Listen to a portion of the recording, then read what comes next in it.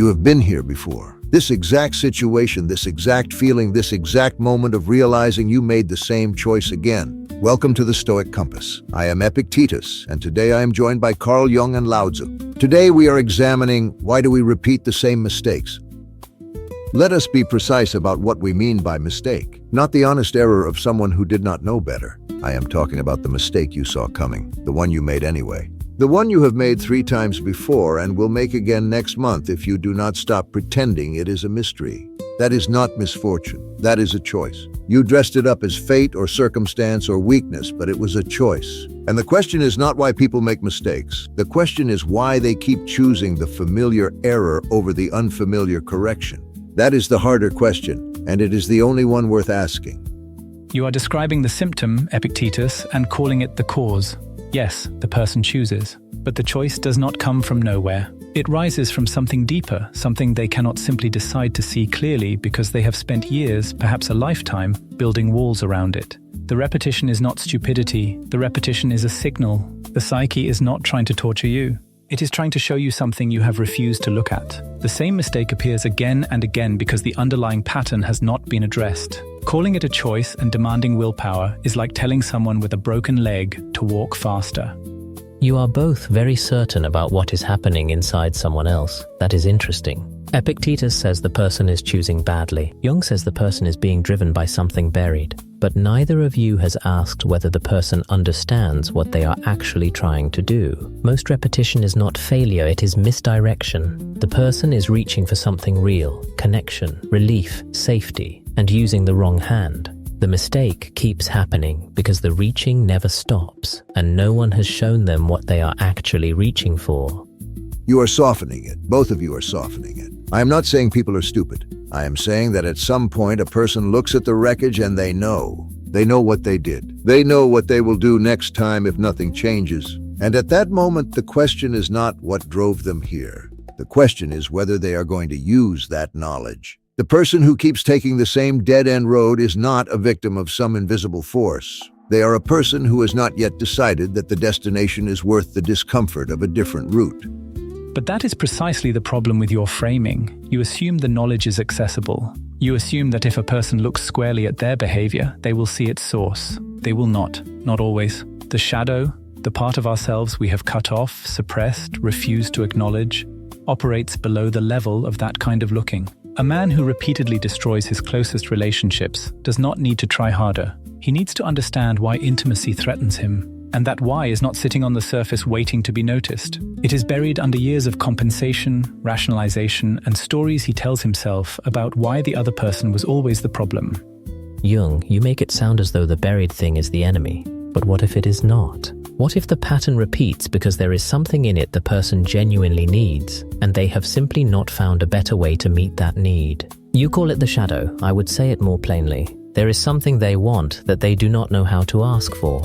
And so they take the route they know, even when the route leads somewhere painful, because at least it is familiar. The familiar has its own kind of gravity. It does not need to be dark or buried. It just needs to feel like home. Familiar, yes. And what is familiar is comfortable. And what is comfortable is rarely what is good. This is the crux of it. People repeat mistakes because they have confused what is known with what is safe. The known error feels manageable. The unknown correction feels like a cliff. And so they choose the managed disaster over the unmanaged possibility. I understand that. I do not excuse it. Understanding why you keep walking into the wall does not mean you have to keep doing it. At some point, you have to decide that the pain of the wall exceeds the fear of the door. You keep using the word decide as though it is simply available, as though a person can resolve to see themselves differently and suddenly they will. But the ego does not give up its defenses on command. That is not how the psyche works. The man who says I will simply decide to stop repeating this has underestimated what he is up against. The pattern has structure, it has roots. It did not form because the person was weak or lazy. It formed because at some earlier point it was the only option they had. A child who learns that silence is safer than honesty will carry that pattern into adulthood, not because they choose silence, but because they learned it before they had the language to question it.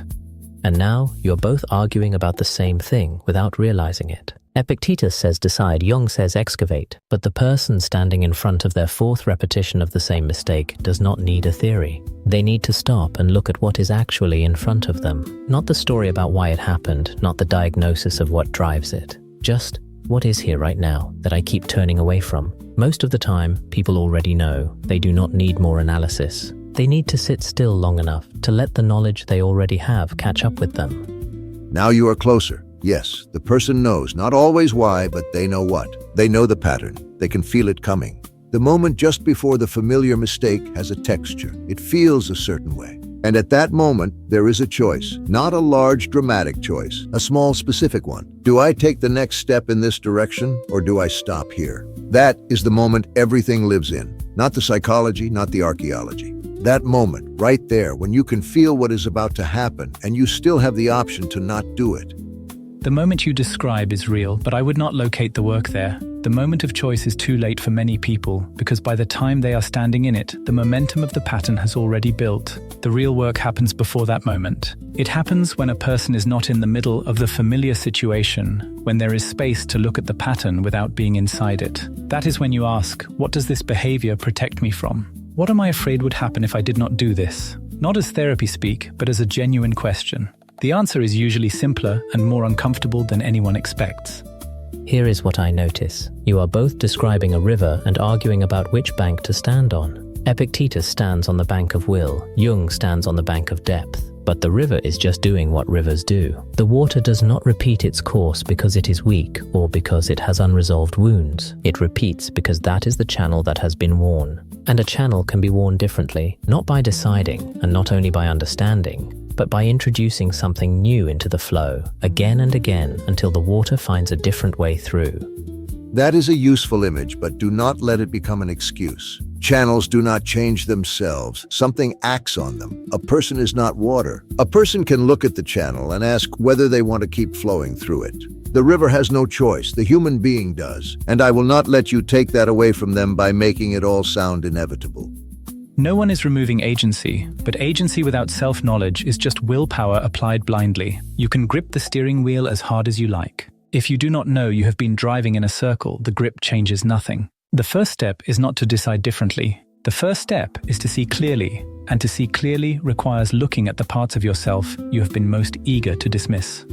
You keep arguing about the first step. Maybe there is no first step. Maybe you just begin to pay attention, and the steps find themselves. Paying attention is a first step. Do not dress up discipline as passivity. I am not saying passivity. I am saying you cannot force the seeing. You can only stop blocking it. That is actually quite close to what I mean. The seeing does not require force. It requires honesty, which is harder than force for most people because force lets you feel like you are doing something. Honesty requires sitting still and tolerating what you find. I can accept that. But sitting still with your honesty and then doing nothing with it is just a more comfortable version of the same mistake. At some point, the seeing has to produce a different action. Otherwise, you are just a person who understands their failure very well. Understanding can be the action, not always. But sometimes the pattern stops the moment you genuinely see it. Not because you forced it to stop, because it no longer fits once you have looked at it without flinching.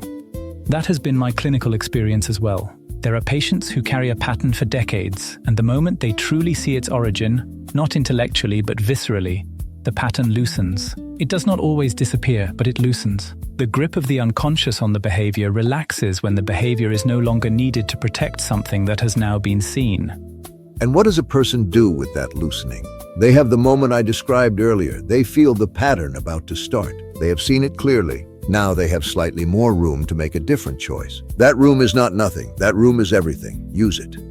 You want them to use it immediately. But what if the right move in that room is to wait, to do nothing? Not because they are avoiding the choice, but because sometimes the pattern ends on its own when you stop feeding it with urgency. Waiting as a strategy is different from waiting as avoidance. I will grant the distinction. But you will not convince me that doing nothing is always the wisest answer when a person has a pattern they can see and a moment to act on it. The danger is not in action. The danger is action before understanding. A person who has not looked at why they repeat the mistake will apply their willpower in exactly the wrong direction. They will suppress the symptom. The pattern will then find another outlet, usually one that is harder to see and more damaging. There is something neither of you has said yet. Sometimes the person repeating the mistake is not failing. They are still learning something the mistake is trying to teach. The repetition does not end because they decided to stop it or because they excavated its roots. It ends because they finally learned what they needed from it. And when that happens, the mistake does not repeat because it no longer has anything to offer. That is dangerously close to telling people their failures are secretly lessons they should wait for. I do not like where that leads. I am not saying wait. I am saying pay attention to what is being learned or not learned. The difference matters.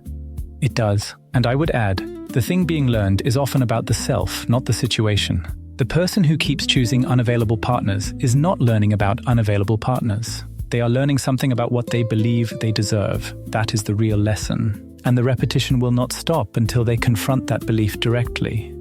Then confront it, that is the point. Not gently, not eventually. Now, you have already paid for the lesson several times over.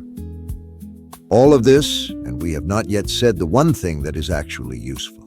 You have heard why the pattern forms. You have heard why it persists. What you have not heard is what to do the moment you recognize you are standing in it again. The reason you repeat the same mistakes is not that you are weak or careless. It is that the part of you driving the behavior is not the part of you that makes conscious decisions. Something underneath, a belief about your worth, a fear of what happens if you change, a loyalty to an old story about who you are, is running the pattern, and it runs it reliably because it has never been looked at directly. This is not an excuse, it is a map. The pattern always protects something. Anger protects hurt, avoidance protects hope. Self-sabotage protects you from the risk of genuinely trying and failing. When you see what the behavior is guarding, you are no longer helpless in front of it. You do not have to dismantle it by force. You have to make it unnecessary, and you do that by giving the thing it protects a better home. Most people skip this step because it requires a kind of honesty that is more uncomfortable than willpower. Willpower lets you feel like you are fighting.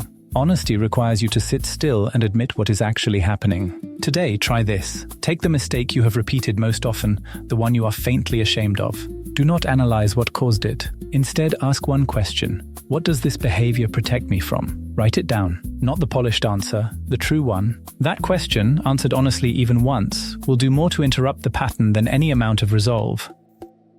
You have repeated the mistake because something in you needed to. That time is over now. Not because you decided it is, but because you have seen it and you cannot unsee it. The pattern does not need your cooperation once it has been named. What it needs is for you to keep looking away. Stop doing that. The next time you feel it beginning, you will know what is happening. That is not nothing. That is the only advantage that has ever mattered. If today's conversation has served you, take it further.